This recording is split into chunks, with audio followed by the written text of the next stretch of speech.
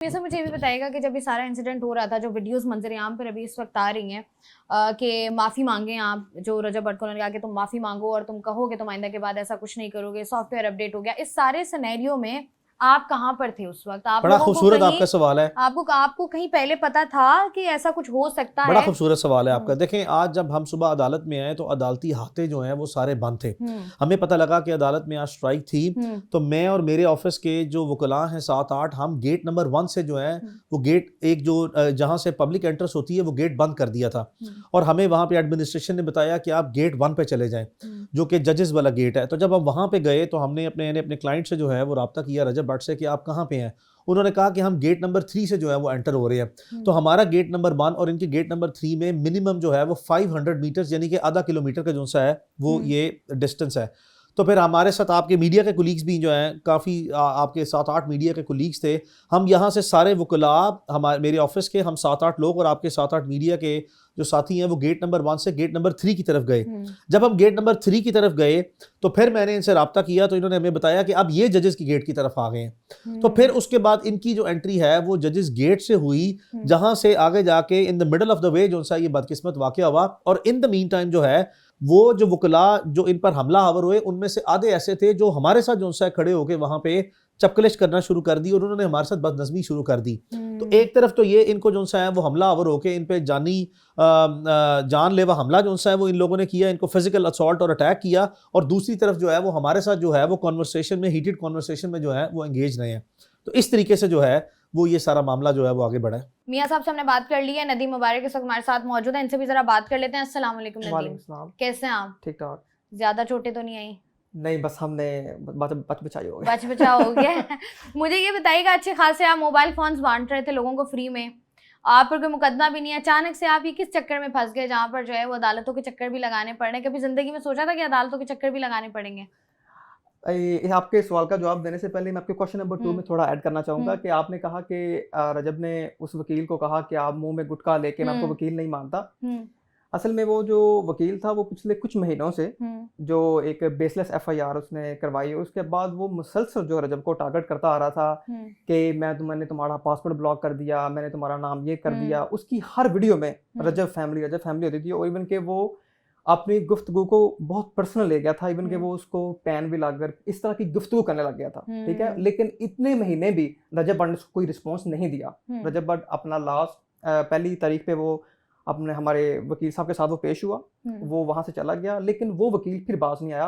हम्म, तो रजब ने उसके खिलाफ जो स्टेटमेंट ली, हम्म, वो उसकी बनती थी। मैं और उसकी स्टेटमेंट के साथ खड़ा हूँ कि हम्म, इस तरह के जो चंद टिकटॉकर नुसरबाज वकील हमारी सोसाइटी हम्म, में आ गए हैं, हम्म, जो सिर्फ अपने व्यूज के चक्कर में हम हम्म, फेमस लोगों के पीछे पड़ के हम्म, अपना मंजन बेचते हैं लोगों के हम्म, अंदर।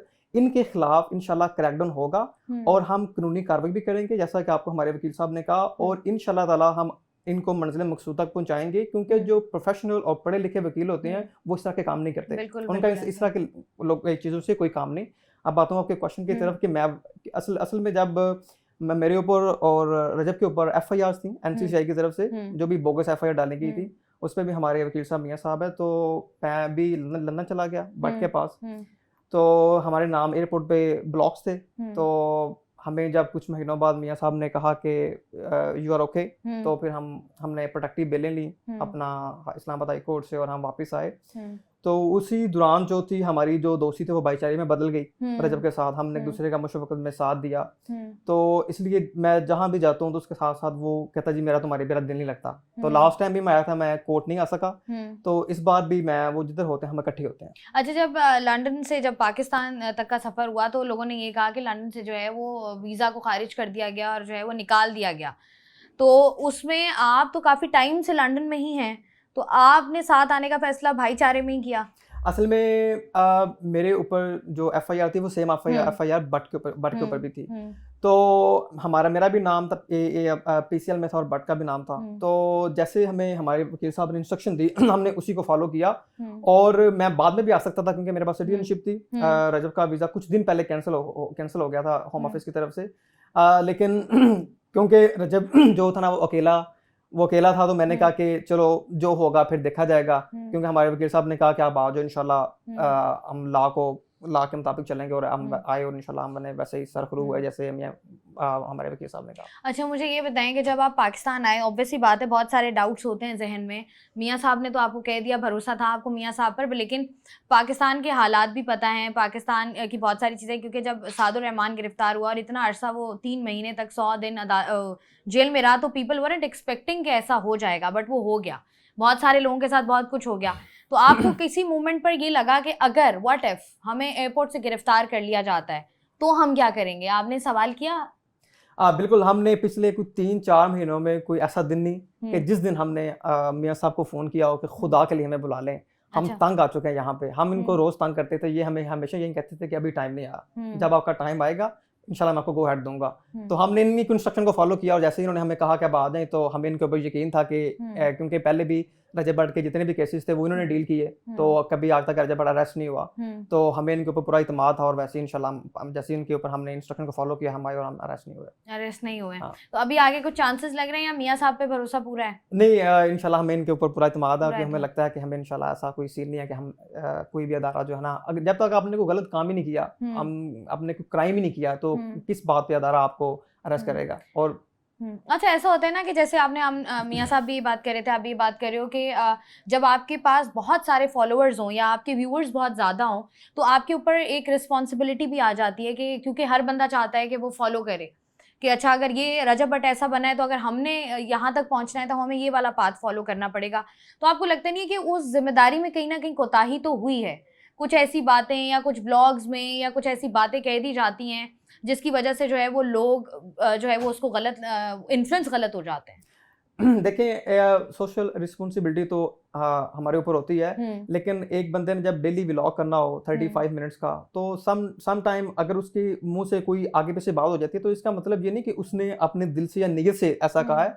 ये ऐसी बातों का सम टाइम निकल जाना, और इसके ऊपर साथ में जो एडिटिंग होती है वाली टीम होती है उसको भी देखना चाहिए। सम टाइम वो भी इसको बेध्याना कर देते हैं, तो इसमें कई लोगों से वो प्रोसेस होकर वीडियो पब्लिश होती है। इसमें सिर्फ ये नहीं कि जो रजब भट्ट ने बोल दिया वही सामने आ गया। यही सवाल करने वाली थी कि चलें अगर स्लिप ऑफ टंग हो भी जाता है तो एडिट पर चीज जो है वो कट जाती है, निकल जाती है, तो वो वहां पर एडिट पर भी नहीं निकलती असल है। में वहां पे उसकी पास 2 लड़के काम करते हैं वहां पे, तो उनकी भी रिस्पॉन्सिबिलिटी होती है कि चीज़ों को देख के और उन चीज़ों को कट करना जहाँ पे कुछ स्लिप ऑफ टंग हुई है। लेकिन अगर सम टाइम जब डेली वो भी काम कर रहे होते हैं, डेली उन्होंने काम करना होता है, अगर उनसे भी सम टाइम ऐसी कोई चीज़ 36 मिनट के अंदर ऐसी चीज़ स्किप हो जाती है, तो ये कोई नियत में तो ऐसी कोई बात मेरे नहीं ख्याल कि उसने ऐसी कर दी है कि जिसके ऊपर ऐसे दंगा फसाद होना चाहिए और उसके पीछे पड़ जाना चाहिए। सिर्फ ये है कि वो भी टॉप पे है यूट्यूब में, तो बस लोग उसके पीछे हैं। और आप वैसे भी आम जो छोटे मोटे यूट्यूबर्स होते हैं, छोटे मोटे जो होते हैं टिकटॉकर्स, वो भी बड़ी बड़ी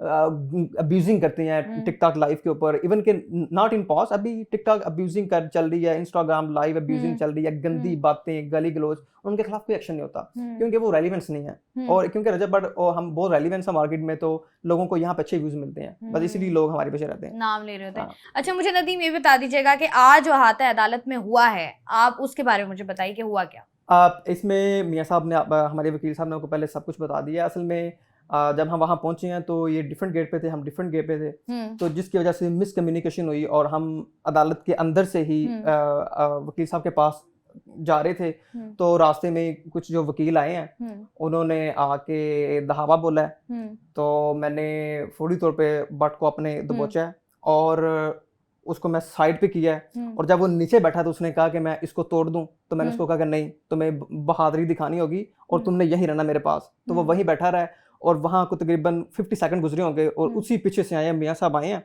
इन्होंने आके पूरे अग्रेसिव से भट्ट को पकड़ा है और मुझे ऐसे साइड पे किया और इसमें उन्होंने पूरा जो है ना, जहाँ भी वकील थे उनका ऐसे पुश किया पीछे और वो दिलेरी के साथ ये हमें अपने ऊपर ले गए हैं और कोर्ट रूम में वहाँ हाजिर लगाई और फिर मियाँ साहब हमें ले गए ऊपर अपना कमेटी रूम में, वहाँ बैठे हैं। और वहाँ पे किसी उन्होंने कहा, उन्होंने रिक्वेस्ट की कि माफ़ी वाली वीडियो, तो मियाँ साहब ने उनको क्लियर स्टांस किया कि कोई किस्म की माफ़ी वाली वीडियो नहीं, जो भी होगा नेक्स्ट प्रोसीडिंग में होगा। और उसके बाद मियाँ साहब ने वहाँ से लिया, हम बाहर निकले और निकले चले। ठीक है जी, बहुत बहुत शुक्रिया नदीम मुबारक और मियाँ साहब हमारे साथ मौजूद थे।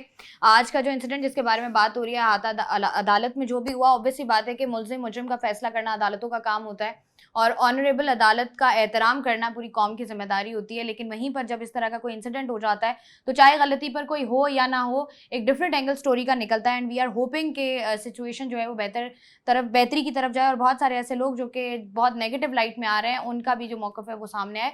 मैं हूँ आपकी मेज़बान शाइस्ता रज़ा, मुझे दें इजाज़त, अपना रखिएगा ख्याल, अल्लाह हाफ़िज़।